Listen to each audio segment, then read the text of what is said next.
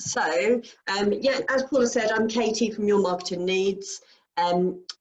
Working locally, we have been working with lots of businesses over the last sort of 4 weeks to help them strategize for what they should be doing in terms of marketing during COVID-19, but also looking at generating opportunities for coming out the back of this as well. So we've put together a free marketing survival pack, which is available to everybody. I'll share the link with all you guys, and it has everything in there. So I'm going to just talk about the pack today, and kind of take you through what we see are the key things that everybody should be doing at this time to kind of remain out there in the market, but also create opportunities. Okay, so the first thing that we're recommending to everybody is to continue with your core foundations. So what I mean by this is things like your social media. You still need to keep it up to date. There's nothing worse than going to a social media account that's been dormant for a number of weeks or months, because it just, in my mind, always says that the business aren't continuing or putting effort in.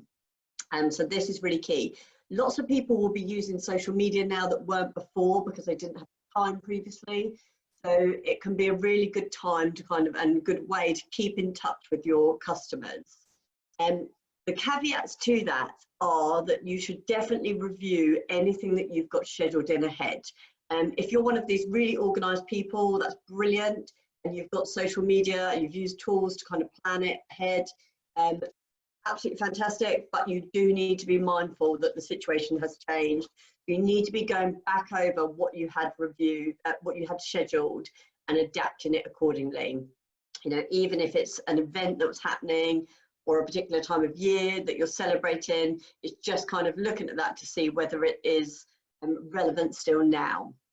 Okay, so in terms of social media, for instance, what we're suggesting is that people take at least sort of 10 minutes a day to have a look through and find relevant content, share updates, just to remind people that you're there.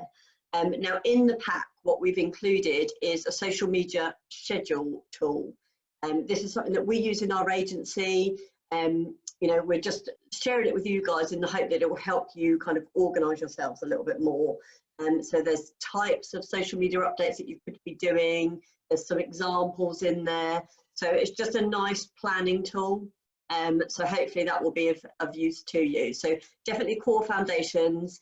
And that also goes for campaigns and things. So if you've got campaigns that you had scheduled in, you don't have to stop running sales campaigns now because of COVID-19. Lots of businesses are still going. We've signed 2 new clients during this COVID-19 times. So, you know, people are still appreciative of your services and understand the need for it. So don't be scared to still be running them sales campaigns, but it's just about looking at your messaging against sensitivity. Okay, so the second tip is around content. Now, this is a great time to really build up your content banks. So, you know, looking at your customers, working out what their pains are, and then kind of planning content around that. But again, in the pack, we've put in a sheet within the spreadsheet that allows you to map out like all of your customer pains. So that is, you know, what are the problems that you solve for your customers? And then taking that to that next level of thinking about how you can write content, kind of support the solution or show the empathy with the problems that they're facing. A great way of looking at this as well is you can use it as lead bait. So you build a data capture opportunity around it. So if you've got something of value in terms of content, you could build a landing page within your website, or even if you're using something like MailerLite, you can build landing pages really easily within that, share the link to it, people fill in their email addresses, and in exchange you share this content with them. So that can be a brilliant way. Right now, the most popular kind of stuff that we're seeing is around content and value content. So people sharing inside kind of tips and hints, check sheets. So making sure that helping people plan things out is a really great way. So it's all about building that content. And I know there was a webinar last week around marketing content and blogs, and is it still relevant? So yes, it just kind of feeds in with that. Okay, The next thing we're advising everybody to do is look at your niche. So lots of people that we work with say, well, you know, we could sell to anybody, but then it becomes really hard to market yourselves. So think about what it is that your customers have in common. So yes, you could potentially sell to everybody, but who are your best customers? What do they have in common? It might be that they're all B2B clients in a particular sector, or they operate in a particular way, that they're merged by like things like governance. So like IT companies that we work with, they can work with any sector, but they specifically want to work with people who have a specific governance and IT governance requirement, and that is their niche.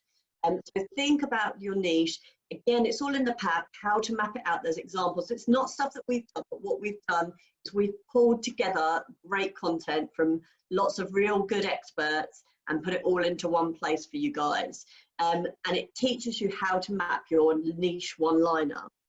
So just to give you an example of one of our IT companies, their niche one-liner is, we help businesses in the B2B environment achieve and maintain IT compliance through a complete done-for-you service.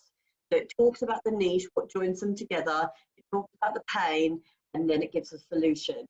So mapping your niche will become really, really key, especially as you move forward and you want to start sales opportunities. This will give you the insight, then your content is relevant to that niche. And so hopefully that's starting to build up in your mind like a pattern of, it's all around building relevant content to your customers. Okay, so mapping out your purchase funnel is the next recommendation that we're making to everybody.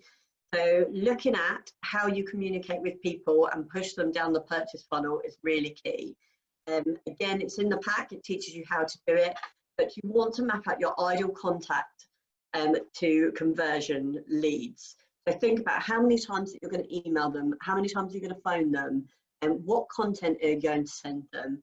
And you want to think about it from like the 3 different stages of the purchase funnel. So that's awareness, consideration, and purchase. Awareness is where people aren't even aware that they need your service. So if you were an estate agent, let's say, awareness stage might just be somebody thinking, God, my front room just feels so small at the minute because we've got all of this stuff in there. The consideration stage might be that they're thinking, you know, how much would it cost me to extend versus move to a bigger house? And then the purchase stage would be when you then push them into your kind of grazing field to say, the reason that people use us is, so things like testimonials, blogs, ideas like that can be a really great tool.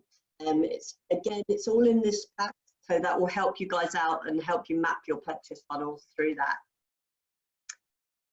Communication is going to be really key. So it really feeds back into that building of the funnel. It's all about creating this funnel. And if you can then create an automated lead funnel, then so much better, because you don't have to physically sit there and do it all the time. So there are things like MailerLite that you can use, where you can set up automated email campaigns that go out to people. So you might have to front and back end it, but the middle part of pushing them down the purchase funnel is all done for you. Okay, a little bit of a contentious issue, but if you can, think about increasing your advertising budget at this time. But the caveat is maybe try new things. So lots of people, for instance, write off Facebook advertising because they might be a B2B business. Facebook is like the most growing social media at the moment, particularly in sectors that they were never in before. So for instance, the increase in number of people on Facebook between the ages of 45 and 60 has gone up by about 80%. This is because people are suddenly more detached from people, and so they're using social media platforms to engage, to keep in contact with family, friends. They are using these platforms more now than ever. So whereas your customers perhaps didn't sit on these platforms before, they may now be. So it's about thinking outside the box and thinking about like their pains during COVID-19 and how they'll be kind of dealing with those themselves. But again, it comes back to that mapping your customer pains, which is in the sheets. But think about, you know, where else would they be consuming media? What else would they be doing? It could just be that you run a nice brand awareness campaign just to remind people of the name of your business. Within Facebook, you can actually upload your customer database and serve ads directly to your customers. So this is a great tool. It allows you to kind of give brand awareness and remind people that you're there, and it's really low cost. You know, you can speak to probably 6,000 people for about £20 on Facebook. So, you know, cost-wise, it's the most cost-effective. It lets you drill down specifically, even to speak to just your customers. So don't discount it. LinkedIn campaigns, now's a great time to really think about, you know, connecting, getting your LinkedIn kind of connections up, interacting with people, sending them relevant content through LinkedIn, thinking of different ways that you can spend or invest in your marketing, rather than just the traditional things that you've been doing, because the environment is different.